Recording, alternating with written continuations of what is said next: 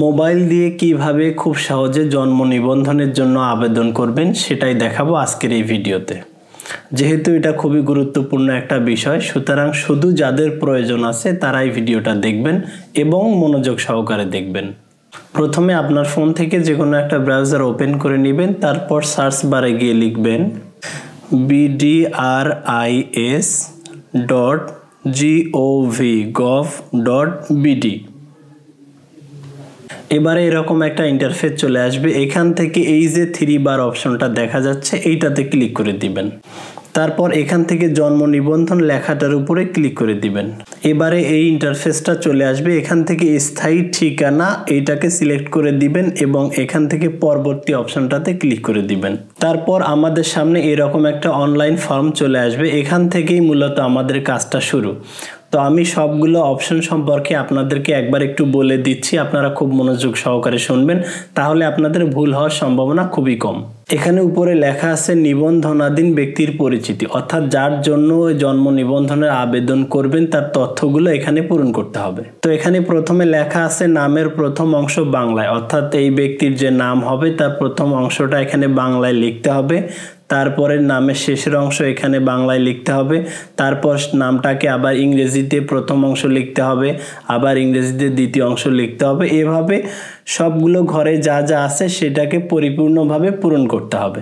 এখানে আরেকটা বিষয় বলে রাখি, যেমন নামের প্রথম অংশ বাংলায়, এখানে যে পাশে একটা লাল স্টার দেখতে পাচ্ছেন, এই রকম লাল স্টার যে অপশনগুলোতে থাকবে সেগুলো অবশ্যই আপনাকে পূরণ করতে হবে, তাছাড়া আপনি পরবর্তীতে অপশনে যেতে পারবেন না। আর যদি কোনো অপশনের পাশে এরকম লাল স্টার না থাকে তাহলে সেটা পূরণ না করলেও কোনো সমস্যা নেই। যদি আমরা একটু নিচের দিকে যাই তাহলে দেখতে পারবো এখানে বাসা, সড়ক, নাম, নম্বর, ইংরেজি এই যে অপশনগুলো আছে এর পাশে কিন্তু লাল স্টার নেই, তার মানে এগুলা পূরণ না করলেও আমরা পরবর্তী অপশনে যেতে পারবো। তো আমি এখন এখানে যার জন্ম নিবন্ধনের জন্য আবেদন করব তার তথ্যগুলো এখানে দিচ্ছি, আপনারাও খুব মনোযোগ সহকারে আপনাদেরটা দিবেন।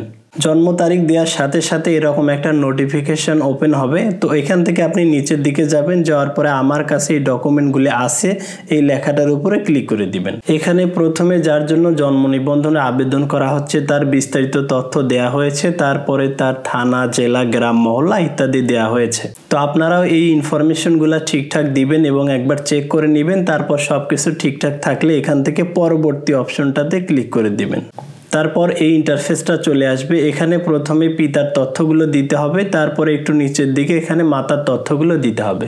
তো পিতার তথ্য এবং মাতার তথ্যর এখানে প্রথমে যে অপশনটা সেটা হচ্ছে পিতা বা মাতার জন্ম নিবন্ধন নাম্বার। তো কার জন্ম নিবন্ধন নাম্বার লাগবে এবং কার লাগবে না বিষয়টা আমি একটু ক্লিয়ার করে বলছি। 2010 সালের পূর্বে যাদের জন্ম হয়েছে তাদের জন্ম নিবন্ধন করার জন্য তাদের পিতা মাতার জন্ম নিবন্ধন নম্বর লাগবে না।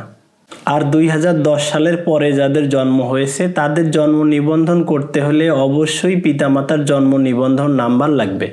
তো আমি যার জন্য জন্ম নিবন্ধনের আবেদন করছি, যেহেতু তার জন্ম 2010 সালের পরে, সুতরাং তার পিতামাতার জন্ম নিবন্ধন নাম্বার দিতে হবে। তো এখান থেকে সবগুলো ঘর আমি পূরণ করে দিচ্ছি, আপনারা অবশ্যই যত্ন সহকারে খুব খেয়াল করে ঘরগুলোকে পূরণ করে দিবেন। মজার ব্যাপার হচ্ছে এখানে পিতার জন্ম নিবন্ধন নাম্বারটা আর তার জন্ম তারিখটা বসালেই তার নামগুলো ডিফল্টভাবে এখানে চলে আসবে। পিতার জাতীয় পরিচয়পত্রের নম্বর এখানে দিতে হবে না, যেহেতু আমরা তার জন্ম নিবন্ধনের নাম্বারটা দিয়েছি। এবারে অনুরূপভাবে মায়ের তথ্যগুলোও পূরণ করে দিতে হবে। তো দেখতে পাচ্ছেন আমি এখানে সবগুলো তথ্য দিয়েছি। প্রথমে পিতার তথ্য, তারপরে মাতার তথ্য দিয়েছি। এগুলো আপনারা ঠিকঠাকভাবে দিবেন, তারপর একবার চেক করে নেবেন। সব কিছু ঠিকঠাক থাকলে পরবর্তী অপশনটাতে ক্লিক করে দিবেন। তারপর এই ইন্টারফেসটা চলে আসবে। এখানে যা যা তথ্য চায় সবগুলো আপনারা ঠিকঠাকভাবে পূরণ করে দিবেন, যেমন দেশ, বিভাগ, ডাকঘর ইত্যাদি এগুলো চেয়েছে, এগুলো পূরণ করে দিতে হবে। তো আমি পূরণ করে দিচ্ছি। তো এখানে আমি স্থায়ী ঠিকানা সবগুলো ঘর পূরণ করে দিয়েছি। আমাদের সাধারণত স্থায়ী ঠিকানা এবং অস্থায়ী ঠিকানা দুইটা একই হয়। তো যাদের স্থায়ী এবং অস্থায়ী ঠিকানা একই তারা এখানে দেখতে পাচ্ছেন স্থায়ী ঠিকানা ও বর্তমান ঠিকানা একই, এখানে এই ঘরটাতে টিক মার্ক করে দিবেন, তাহলে বর্তমান ঠিকানার অপশনগুলো অটোমেটিক পূরণ হয়ে যাবে। আর যদি কারো স্থায়ী ঠিকানা এবং বর্তমান ঠিকানা আলাদা হয় তিনি এখানে এই টিক মার্কটাকে তুলে দিবেন, তারপর এখান থেকে আগের মতো সবকিছু পূরণ করে দিবেন। তো এখানকার সবকিছু ঠিকঠাক থাকলে আমরা এখান থেকে পরবর্তী অপশনটাতে ক্লিক করে পরে চলে যাব। এখানে দেখতে পাচ্ছি আবেদন আবেদনকারী প্রত্যয়ন, অর্থাৎ যার জন্য জন্ম নিবন্ধনের আবেদন করা হচ্ছে তার বয়স যদি 18 বা তার বেশি হয় তাহলে সে নিজেই নিজের জন্ম নিবন্ধনের জন্য আবেদন করতে পারবে। সেক্ষেত্রে এখানে আবেদনাধীন ব্যক্তির সহিত সম্পর্ক এখানে নিজ এই ঘরটাকে পূরণ করে দিবে। আর যদি জন্ম নিবন্ধনকারীর বয়স 18-র নিচে হয় তাহলে তার পক্ষ থেকে পিতা মাতা দাদা দাদি বা যে কোনো অভিভাবক তার জন্য জন্ম নিবন্ধনের আবেদন করতে পারবে। সেক্ষেত্রে এখান থেকে পিতা হলে পিতা, মাতা হলে মাতা, দাদা হলে দাদা বা অভিভাবক অন্যান্য যেটা হোক সে এখান থেকে সেই ঘরটাকে পূরণ করে দিবে। তারপর আমরা এখান থেকে একটু নিচের দিকে চলে যাব। এখানে সংযোজন যে ঘরটা আছে এটাতে ক্লিক করে দিতে হবে। তারপর যার জন্য জন্ম নিবন্ধনের আবেদন করা হলো তার পিতা মাতার ভোটার আইডি কার্ডের ফটো অথবা জন্ম নিবন্ধনের ফটো এখানে সংযোজন করে দিতে হবে। তো আমি এখান থেকে আবেদনকারীর পিতা মাতার ভোটার আইডি কার্ডের ফটোকে সিলেক্ট করে দিলাম। তো এখানে ফটো সংযোজন করা হয়ে গেছে। এখন এখান থেকে আমি সাবমিট অপশনটাতে ক্লিক করে দিচ্ছি। এখন এখানে দেখতে পাচ্ছেন সাকসেস, আবেদনপত্রটি সফলভাবে সাবমিট করা হয়েছে। অর্থাৎ আমরা যে জন্ম নিবন্ধনের জন্য আবেদনটা করলাম সেটা সফলভাবে সাবমিট হয়ে গেছে।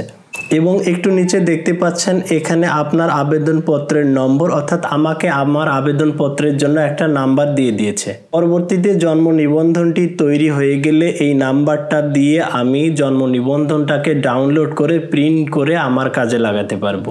আপনারা নিরাপত্তার জন্য অবশ্যই নাম্বারটাকে স্ক্রিনশট দিয়ে রাখবেন এবং সেই সাথে ডায়েরিতে বা খাতায় যত্ন করে লিখে রাখবেন যেন এটা না হারায়। ভালো থাকবেন বন্ধুরা, আজ বিদায় নিচ্ছি। আল্লাহ হাফেজ।